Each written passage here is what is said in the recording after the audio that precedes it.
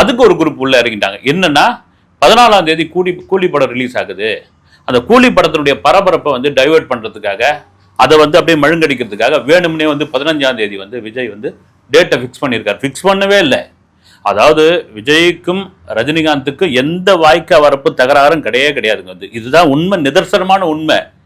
ஆனால் ஏன் இந்த சோசியல் மீடியாவில் ஒரு குரூப் இப்படிலாம் அலைஞ்சிக்கிட்டு இருக்காங்கன்னு தெரியல. வந்து நிச்சயமாக 2026 எலெக்ஷன்ல திடீர்னு பார்த்தீங்கன்னு வச்சுங்க, கண்டிப்பா விஜய்க்கு வந்து ரஜினி ஒரு பெரிய வாழ்த்தையே சொன்னாலும் சொல்லுவார். வந்து ஆச்சரியப்படுறதுக்கு இல்லை, கண்டிப்பா எது வேணாலும் நடக்கும். வந்து ரெண்டு பேருக்கு என்ன பிரச்சனைங்க, வந்து சூப்பர் ஸ்டார்ன்ற ஒரு பட்டம், அந்த பட்டத்துக்கு ரெண்டு பேரும் நேரடியாக ஒன்றும் மோதிக்கவே இல்லையா. வந்து ரசிகர்கள், சில ஊடகங்கள் இவங்க பற்ற வச்ச விஷயம் தான். சரி, பேட்டருக்கு வருவோம்.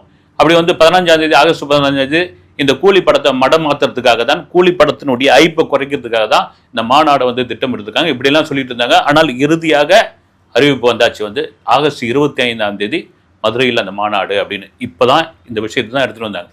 ஏன்னா ஆகஸ்ட் 25ஆம் தேதி மறைந்த கேப்டன் விஜயகாந்த் உடைய பிறந்த நாள். ஒரு சிங்க மாதிரி இருந்த ஒரு நபர் வந்து தமிழகத்தில்.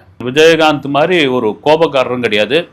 அதே சமயத்தில் அந்த கோபத்தை ஒரு நொடியில் மறந்துட்டு அவரை மாதிரி ஒரு நல்லுள்ளமும் கிடையாது. அந்த கோபம் வந்து என்ன சொல்றது, வந்து ஒரு பொது நலத்திற்கான ஒரு கோபமாக தான் இருக்க வேண்டிய, சுயநலத்திற்கான கோபமாக இருந்ததே கிடையாது.